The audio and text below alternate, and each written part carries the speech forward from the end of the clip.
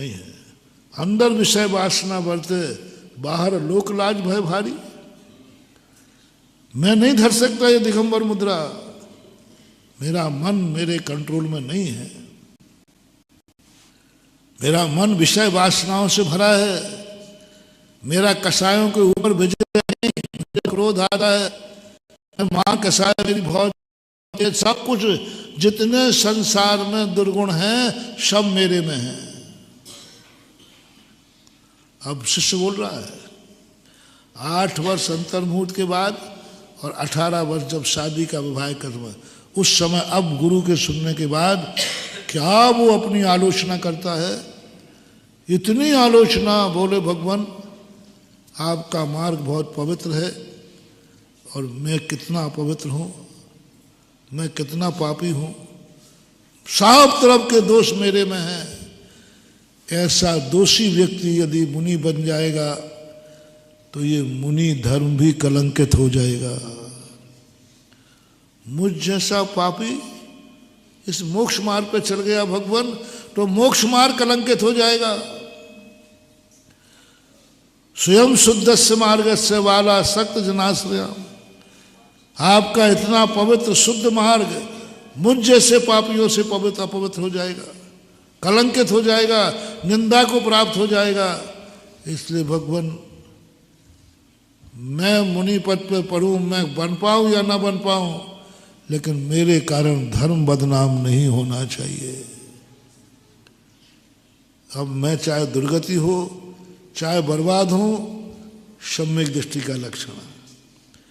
पहला लक्षण क्या, गुरु ने जो संसार की निंदा की उसको एक्सेप्ट करता है और मोक्ष मार्ग को सुनकर इसलिए रुक जाता है कि मेरे कारण से धर्म बदनाम नहीं होना चाहिए। हमारे पूज्य गुरुदेव सदा कहा करते थे, प्रभावना करो या ना करो, अप्रभावना नहीं होना चाहिए।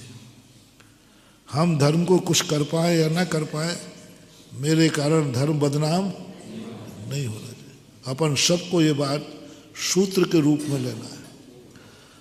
हम कुछ अच्छा कर पाए या ना कर पाए, हम शुद्ध कपड़े पहन पाए या ना पहन पाए, कहीं मेरे कारण किसी 16 का व्यक्ति अशुद्ध ना हो जाए, ये ध्यान रखना है। बहुत छोटे से शुरू करो। आपको भी कायदा से सभी को सुबह अभिषेक के लिए शुद्ध कपड़े पहनना चाहिए थे, कायदा से पहनना चाहिए कि नहीं पहनना चाहिए। मान लो तुम नहीं पहन पाए, अब दूसरा देखो पुण्य कमा रहा हो। अच्छा यही है कि सब शुद्ध कपड़े पहनो, नहीं पहन पाए तो अब पुण्य कमाना। हे भगवान मैंने शुद्ध कपड़े नहीं पहन पाए, लेकिन मैं मंदिर में आऊँगा, ये पूरा ध्यान रखूँगा जिसने शुद्ध पहने हैं मैं अपने कारण से उसको अशुद्ध नहीं होने दूंगा। तुम्हें ध्यान रखना है, शुद्ध वाले को नहीं, बाद में है, पहले अशुद्ध वाले को ध्यान रखना है। एक गलती तुमने की, तुमने शुद्ध नहीं पहने मंदिर में शुद्ध कपड़े पहन के ही आना चाहिए, कायदा से चलेगा नहीं। सबसे ज्यादा अनुशासनहीनता जैनियों में है। जिनके यहाँ जो कहेगा, मुसलमानों के यहाँ मस्जिद में जाने के जो नियम हैं वे पालते हैं, सिखों के भी।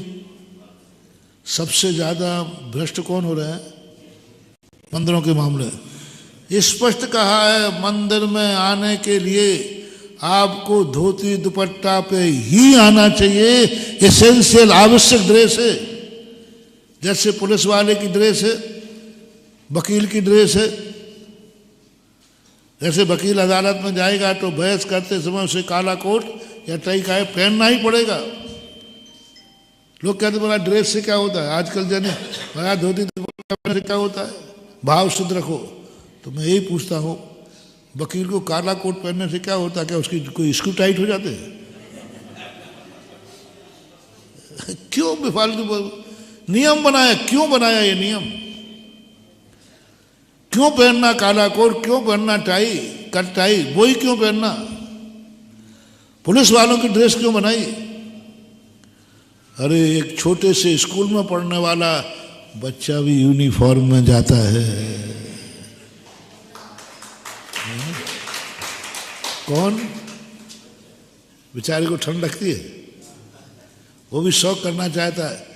छोटा सा बच्चा यूनिफॉर्म में जा रहा है और ये देखो बड़े हुड़दंग है।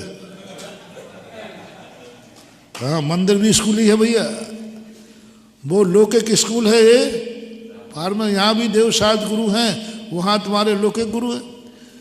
लौकिक गुरु ने डंडे के बल पर तुम्हें यूनिफॉर्म पहना दी,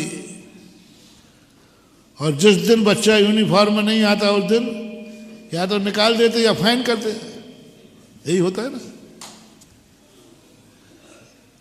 अब मंदिर भी हमारा स्कूल है और स्कूल के मास्टर हम हैं।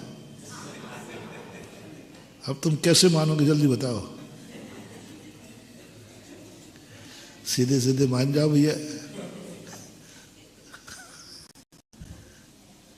अब डंडा में उठा नहीं सकता, करूं क्या?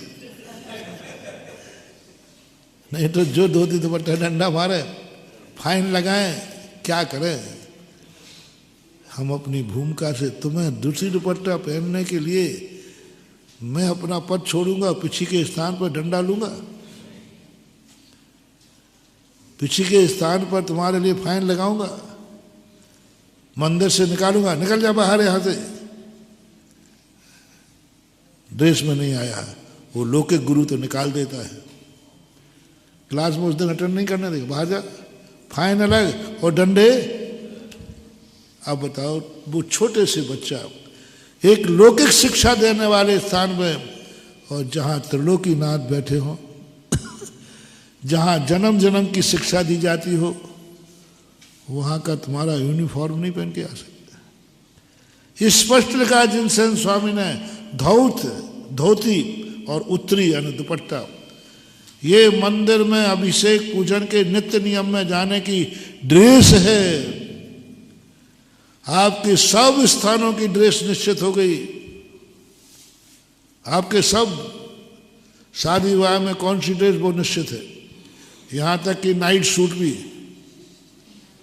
है, घूमने का सूट भी सब हो गए।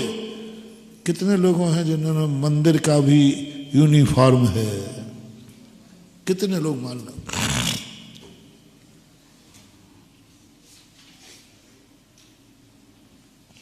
सब जगह ना, पुलिस में अनुशासन, वकील में अनुशासन, स्कूल में अनुशासन, मिलिट्री में अनुशासन, और जहां सबसे ज्यादा अनुशासन होना चाहिए।